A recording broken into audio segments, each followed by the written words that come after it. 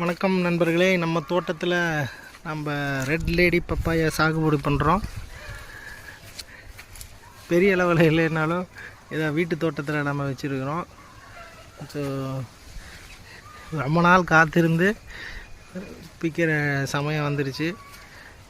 இந்த பழம்தான் ஏதோ கொஞ்சம் லைட்டாக மஞ்சளாக இருக்குது, அதை தான் பிக்க போகிறோம். அப்போது நல்லா பிஞ்சுகள் இறங்கி இருக்குது.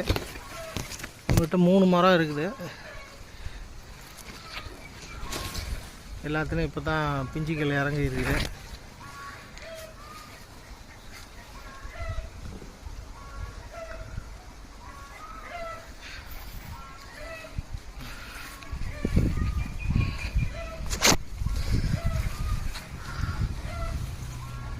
இது எதுவும் படிக்கிறா?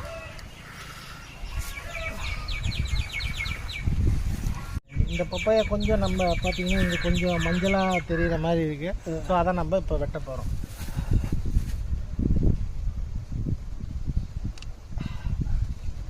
ஸோ இதை நம்ம வெட்டியாச்சு. நம்ம தோட்டத்து முதல் papaya, red lady papaya. So இது சாப்பிட்டு உள்ளே எப்படி இருக்குது என்ன ஏதுங்கிறத நான் மறுபடியும் வீடியோவாக போடுறேன்.